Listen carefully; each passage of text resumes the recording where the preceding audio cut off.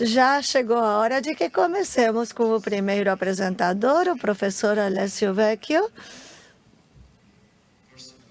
que eu estou conectado com ele pessoalmente. Ele foi um dos meus professores, foi meu professor durante o meu doutorado, e ele é professor no Departamento de Engenharia da Informação, vice-presidente da Engenharia de Computação e também nos programas de Engenharia de Dados.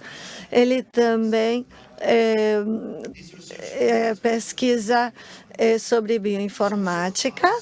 Ele também é pesquisador no Conselho Nacional de Pesquisa da Itália, trabalha num laboratório sobre esses assuntos, e ele foi um dos organizadores do Jornal de Computação Móvel. Bom, ele está envolvido em mais de 80 conferências e é membro do comitê organizador. Bem-vindo, Alessio. O microfone é seu. Olá a todos, muito obrigado por sua apresentação tão bacana. Quero agradecer a Elisa por me dar a oportunidade de apresentar nossa pesquisa aqui no LACNIC. É um grande prazer. Nós vamos eu vou começar compartilhando a minha tela.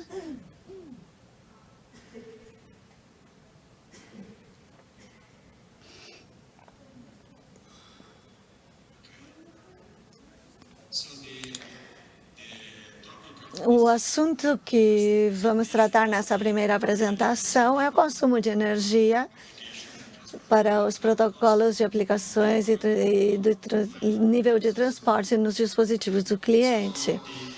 Então, o cenário que consideramos está formado por dispositivos de internet das coisas conectados pelo acesso celular e comunicam com servidores que possivelmente estejam localizados na nuvem. E a nossa pergunta, o que queremos entender, é se tem alguma diferença, especialmente no que diz respeito ao consumo de energia, quando usamos diferentes protocolos. Nós focamos nos protocolos no nível de transporte, como o QUIC e o DCP-TLS. Então, aqui nós temos um esboço da apresentação. Vamos começar com um modelo simples de consumo de energia para interfaces celulares, que é a configuração também a configuração que usamos para medir o consumo de energia pelos dispositivos. Depois temos dois estudos de caso. Um é sobre 3 diferentes versões dos protocolos HTTP. E o segundo estudo de caso é sobre o MQTT, o protocolo MQTT, analisado quando usamos TCP, e vamos chegar às conclusões. Então, vamos começar com o modelo de energias interfaces. Esse é um modelo simplificado, esse que estamos visualizando. E a intenção é, sempre que a interface tem alguma coisa para transmitir ou receber, vai estar no estado de recepção ou recebimento contínuo, que consome a maior quantidade de energia. E se o sistema ficar quieto, ficar passivo, por um tempo igual a TC, então a interface vai para o estado de short DRX, que é mais eficiente quanto ao CR, né? E o sistema fica por mais tempo silenciado, tempo equivalente a TS, então vai para o que chamamos de long DRX, que é a recepção descontinuada longa, e é ainda mais eficiente em comparação com o DRX curto. E se o sistema fica silencioso por um tempo igual a TL, então ele vai ficar em estado passivo de quieto, que é o que mais poupa energia. Toda vez que tem alguma coisa a ser transmitida ou recebida, Então, a interface volta para a recepção contínua, o estado CR, e assim vai continuar se deslocando seguindo os mesmos critérios. Então, no DRX curto e DRX longo, é possível poupar alguma energia, porque a interface está ligada e desligada rapidamente, e então vai poupar alguma energia. Então, a única diferença entre o curto e o longo é o ciclo, que no longo vai poupar mais energia do que no curto. Aqui podemos visualizar o consumo de energia de cada interface em cada estado. Na recepção contínua, a energia necessária é de em torno de 1.000 megawatts, e é bem menor no DRX curto, ainda menor no DRX longo, e o mínimo é quando ele fica no estado de repouso. Então, isso pode mudar de uma interface para outra. Também os tempos de mudar de um para outro está sujeito às configurações que faz quem configura a rede celular. Essa é a configuração que usamos para medir o consumo de energia. Nós adotamos uma abordagem experimental. Usamos monitores de energia que conseguem medir a quantidade de energia que precisam os dispositivos, e tem um computador que faz o controle, que nos possibilita fazer as experiências e monitorá-las conforme necessário. A vantagem dessa abordagem é que o consumo de energia que a gente mede é real e é bem exato, mas certamente sempre tem algumas coisas contra, que essas experiências são limitadas à situação de laboratório. É mais difícil levá-lo isso para a situação real. Vamos para o primeiro estudo de casos, onde consideramos diferentes versões do protocolo HTTP, particularmente porque queríamos entender qual é o comportamento da energia quando na versão HTTP3, que agora é baseada no QUIC, e ao contrário, o HTTP 1.1 e HTTP.2 estão baseados no mais clássico protocolo de TCP de transporte. O QUIC, particularmente, tem alguns mecanismos bem bacanas. Integra segurança logo no início. Pode fazer streaming multiplex na mesma conexão, múltiplas transmissões na mesma conexão. E também a conexão é mais simples, mais clara do que no TCP. O modelo de comunicação que analisamos é muito simples.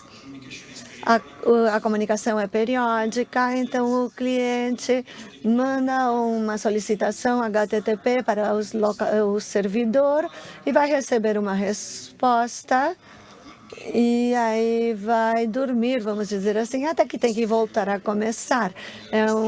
Esse modelo periódico é típico de muitas comunicações ou cenários de máquina para máquina.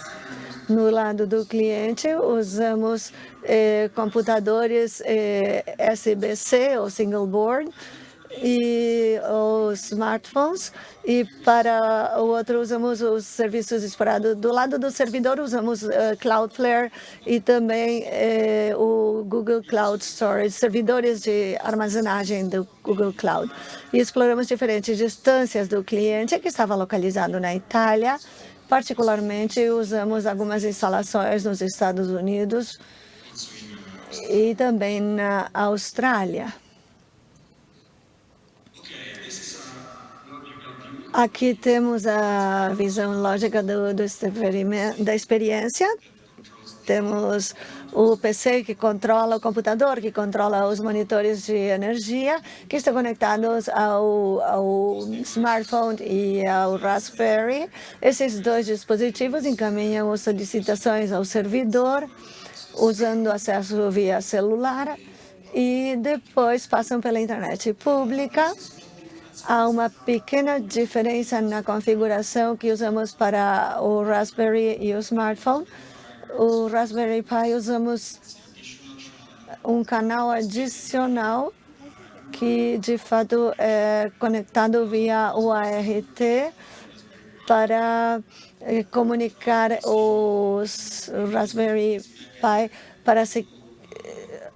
Pi para se conectar com o computador principal, para colocar alguns tempos entre o rastreamento de energia. Isso nos possibilita medir a energia necessária para cada caso de solicitação. Então, na parte do software, usamos bibliotecas que nos possibilitam usar HTTP3, e para o smartphone usamos o OKHTTP plus ChroNet. Esse é um panorama geral das experiências que fizemos. Como eu referi, usamos Cloudflare Workers, implementamos um serviço de Eco HTTP simples. Então, o cliente manda para o servidor uma informação e ele devolve para o lado do cliente. Exploramos, de alguma forma, um número limitado de testes, porque essa experiência levou bastante tempo. E o único local que usamos foi o que está em Milão. Para armazenamento na nuvem de Google, usamos apenas HTTP GET, solicitações HTTP GET. Então, a comunicação é assimétrica e conseguimos explorar um conjunto maior de cargas de dados, e os locais que usamos foi maior. Este voltou a ser Milão, mas também Carolina do Sul, nos Estados Unidos, e Melbourne, na Austrália. As experiências para o smartphone são praticamente as mesmas, só que não é possível avaliar o consumo de energia de cada solicitação, de cada ciclo de solicitação e resposta. Então, pegamos o consumo em períodos mais longos do que fazendo uma média. Então, os 3 protocolos foram usados numa ordem aleatória para evitar vieses quanto ao uso. E esses são os resultados para o cenário Smartphone Cloudflare. A linha amarela mostra o consumo de energia usando o protocolo HTTP3, e as outras duas linhas é o consumo de energia com HTTP 1.1 e HTTP 2, sem ponto, desculpa. Então, podemos ver que o consumo de energia com HTTP3 é, em geral, mais alta do que com as outras duas versões. Também aplicamos algumas técnicas estatísticas e a diferença que podemos ver é para ver se as diferenças são significativas do ponto de vista estatístico. Este é o conjunto de resultados do smartphone com o cenário do smartphone e armazenamento de Google Cloud. Não há diferenças claras, há algumas diferenças, mas nessas experiências é possível que as diferenças estejam ligadas com algum ruído aleatório. Então, do ponto de vista estatístico, não há evidência de grandes diferenças. Este é do computador de SBC, Single Block. Então, o HTTP3 é a linha amarela, que também precisa de mais energia do que com os outros 2 protocolos. E essas diferenças, sim, são significativas do ponto de vista estatístico, e os resultados são mais exatos, porque aqui conseguimos medir a energia necessária por cada solicitação. Certamente, temos os resultados, na medida que aumenta a carga, também aumenta o uso de energia. E isso, de alguma forma, é óbvio, porque nós estamos mandando mais informações. E aqui temos o conjunto de resultados com o Raspberry Pi e armazenamento no Google Cloud, essa experiência. E neste caso, para pequenas cargas, não visualizamos muito porque a imagem é pequena, mas para pequenas cargas, o HTTP3 gera alguns benefícios quanto ao consumo de energia, isto é, usa menos energia que os outros dois protocolos, o HTTP 1.1 e HTTP 2. Então, mas quando aumenta a carga, em termos gerais, o HTTP3 precisa de mais energia em comparação com as outras versões do protocolo HTTP. Também fizemos algumas experiências adicionais, usando a interface de 4G e 5G, e também atualizamos nossa versão do curl. Particularmente, no início, avaliamos as possíveis diferenças entre o curl 7.85 e o curl 8.2.1. Uma implementação mais madura do protocolo Quick. E o que observamos é que quanto mais madura a implementação, isso oferece mais benefício no que diz respeito ao consumo de energia. Com as versões mais recentes do curl, o consumo de energia é menor do que com a versão mais antiga. Também temos quanto à carga, também mudou um pouco. Usamos uma carga de 1 megabyte e isso usamos o CADware Server nas nossas instalações. Aqui temos alguns resultados adicionais que obtivemos desses estudos, dessas experiências. E com a versão mais recente do curl, e também introduzimos algum delay adicional usando o TCNetTem. Aqui temos o delay adicional que introduzimos, e os resultados mostram que para cargas pequenas, o HTTP3 pode ser melhor que o HTTP2. Vamos considerar aqui quando a carga é de 128 bytes e vamos nos focar nessas duas caixas. A vermelha é HTTP3 e a azul é HTTP2. E o que a gente pode perceber é que o HTTP3 poupa alguma energia.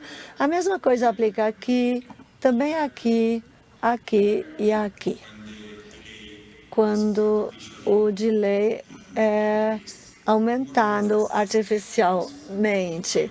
E a mesma coisa acontece com a conexão de 5G.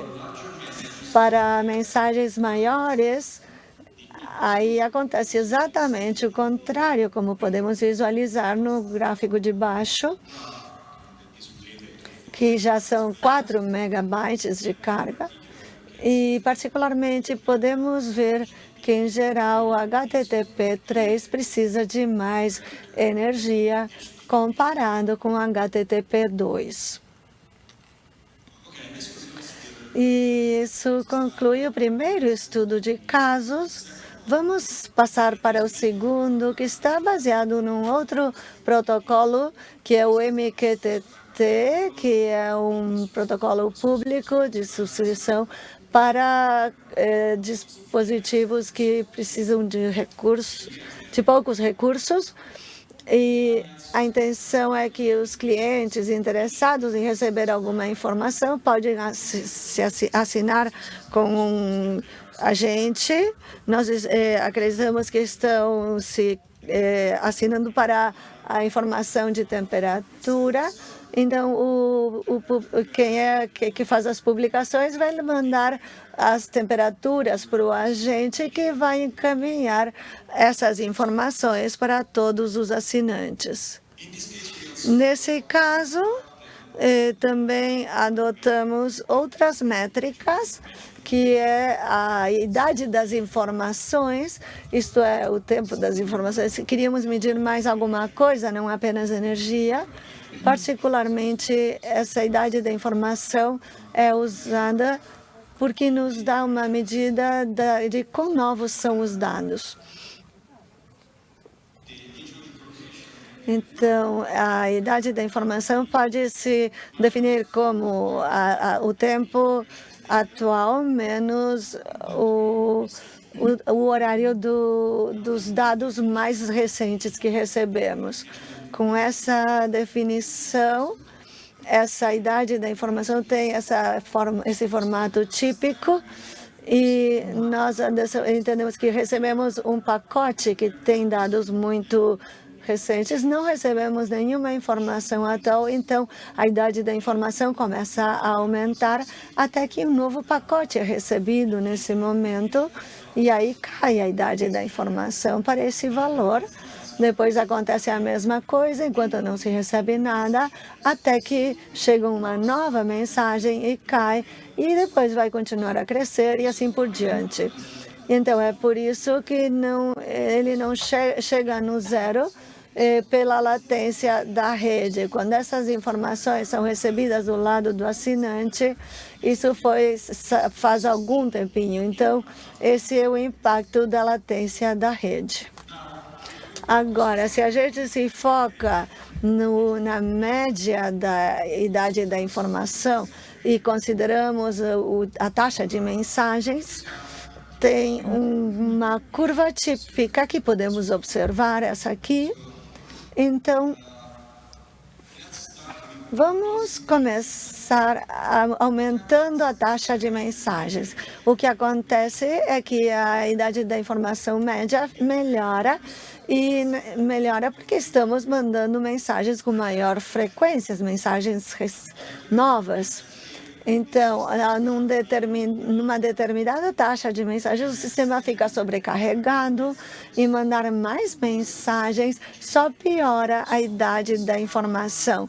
Então, nessa parte da curva, a idade das informações aumenta simplesmente porque algumas ficam travadas no cliente, na rede ou no agente, então não recebemos nenhum benefício se a gente manda mensagens com mais frequência ou numa taxa mais alta. Nós adotamos um experimento, uma configuração para a experiência, onde tem quem publica os dados, que é o RPI, que está conectado na internet pública por acesso celular. Tem um agente que está executando na rede da Universidade de Pisa, e tem um assinante que está na mesma área de rede local. Então, quem gera as informações manda para o agente, e do agente manda para o assinante. Nós realizamos um número de experiências e consideramos 3 possíveis soluções no nível de transporte. As soluções possíveis são Quick, TCP/TLS e também TCP/TLS com o algoritmo Nagel desabilitado. Consideramos estes conjuntos de taxas possíveis para a geração de mensagens, e o tamanho da carga era pequeno, só de 128 bytes. Neste caso, usamos um cliente que construímos nós mesmos.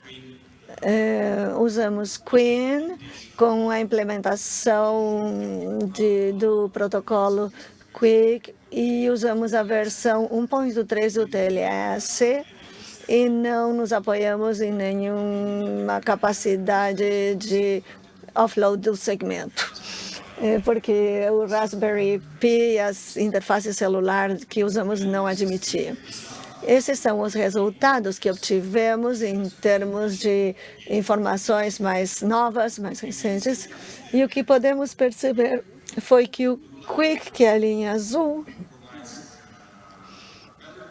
oferece melhores resultados quando comparado com o TCP padrão TLS, que é a de cor alaranjada. E só desabilitando o algoritmo Nagel no TCP oferece resultados bem melhores, que é a linha verde do gráfico. Para todos eles, a idade da informação diminui por causa do que a gente falou, que é a parte da curva onde aumentamos o aumento da taxa de mensagens oferece benefícios. Ao mesmo tempo, medimos o consumo de energia das 3 soluções possíveis. A padrão TCP/TLS é a melhor quanto à eficiência de energia. É a curva cor de laranja. O TCP/TLS com o algoritmo Nagel desabilitado é a segunda solução mais eficiente quanto à energia, e a que consome mais energia é a solução Quick, pelo menos nesta parte da taxa de transmissão de mensagens, porque quando são taxas mais altas, podemos ver que as linhas azul e verde têm uma intersecção. Bom, agora vamos ver a melhor solução quanto ao consumo de energia e a idade das informações. Isto é um problema de otimização multiobjetivo, e vamos imaginar que essas são soluções possíveis. Temos a idade da informação e no outro eixo temos a quantidade de energia necessária, e a solução é ótima quando a melhoria num objetivo precisa de uma degradação do outro, desculpe. Isso aqui é o que chamamos de Pareto Optimal, que quando precisamos uma melhor idade das informações, esta solução, como a solução oferece, temos que aumentar o consumo de energia. Podemos ter uma solução melhor de acordo com ambos, com a idade dos dados e a energia. Estes são outros resultados que não são tão úteis e podem ser descartados porque não são eficientes. Vamos considerar, por exemplo, esta solução aqui e esta aqui. Esta tem o melhor consumo de energia e uma melhor idade da informação. Então, essa aqui pode ser descartada e não considerada, já não considerada. E aqui podemos ver as 3 opções das soluções. O azul é o Quick, o verde é o TCP/TLS com o algoritmo Nagel desabilitado, e o amarelo, ou cor de laranja, é o TCP/TLS padrão, que sim tem o Nagel ativado. E o que a gente pode perceber é que, em termos gerais, a solução verde com a TCP/TLS, que tem desabilitado o Nagel, dá resultados mais eficazes em comparação com o Quick, tanto quanto ao consumo de energia como a idade das informações. Temos que considerar que todas essas soluções são, de alguma forma, ótimas. Então, se vocês estão interessados em ter muito pouco consumo de energia, vamos dar uma olhada nessas soluções. Se estão interessados em ter uma melhor idade da informação, vamos olhar esta parte da solução.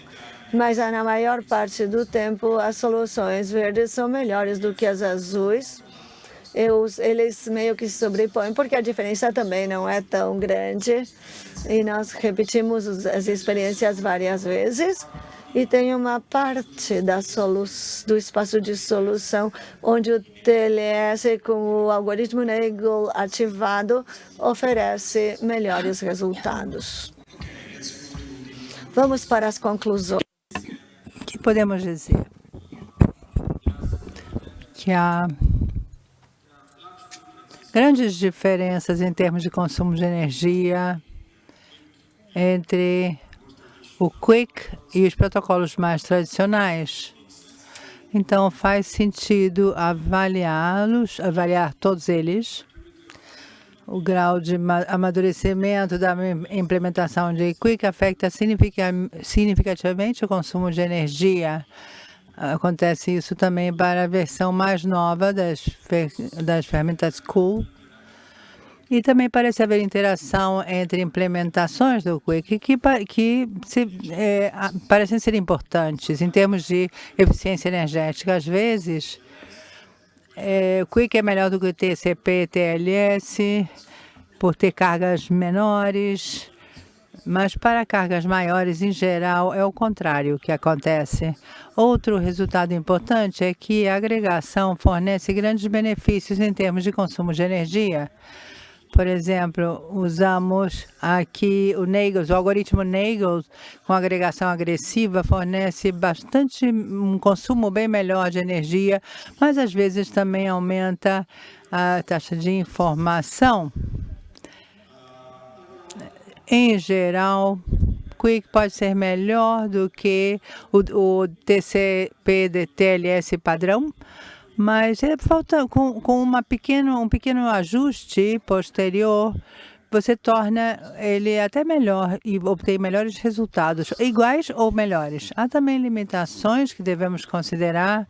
Avaliamos as implementações do protocolo. Há muitas implementações no Quick, estão melhorando todos os meses e do lado do cliente também não é muito heterogêneo, então tem sentido aumentar o número de dispositivos do lado do cliente.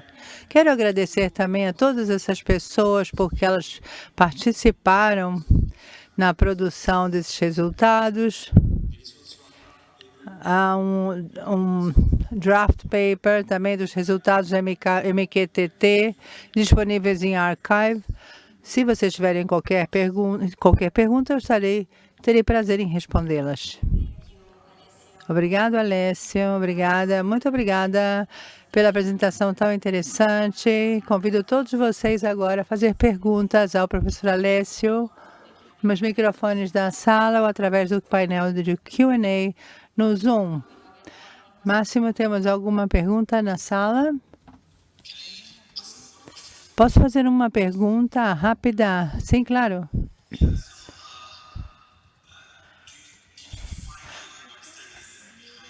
Você descobriu o que há por trás em termos de consumo de energia para cargas altas de trabalho, no caso do Quick? Eu acho que há múltiplas razões para isso, para que haja esse consumo. Pode ser um pouco mais demandante em termos da potência informática necessárias. Isso tem mais a ver no espaço do usuário que no TCP, mas algumas das configurações que usamos, por exemplo, o offloading genérico de segmentos, tem a ver com o espaço do kernel. Isso não estava disponível e isso pode ter um impacto em termos de energia, o consumo de energia. De acordo com o que nós consideramos, outro ponto é provavelmente o nível diferente de agregação que eles têm. Gostaríamos de estudar isso um pouco mais profundamente, mas eu acho que há diferentes fatores de agregação. E no final, isso também tem um estímulo, ou seja, um peso no consumo de energia. Também eles têm diferentes tempos, porque não é só a quantidade de dados que nós transferimos usando a interface celular. Também é o tempo entre o envio de um pacote e o momento em que se recebe outro pacote ou o seguinte é enviado. Esse tempo pode ser diferente em termos de consumo de energia também. Provavelmente também as implementações não estão tão maduras como estão já para a TCP, no caso do Quick. Poderíamos esperar certas melhorias no futuro próximo. Obrigado, muito obrigado pela sua apresentação. Eu tenho outra pergunta para você, professor Alessio. A sua pesquisa sobre HTTP está baseada em algo de comunicação regular ou também serve para outros modelos de tráfego? É parecido com o navegador?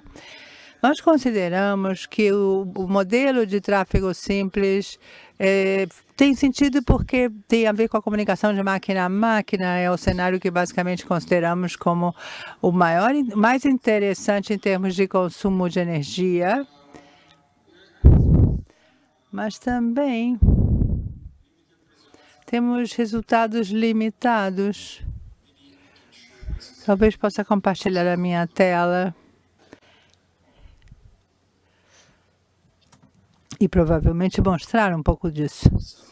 Tenho aqui alguns slides adicionais que eu não usei na minha apresentação.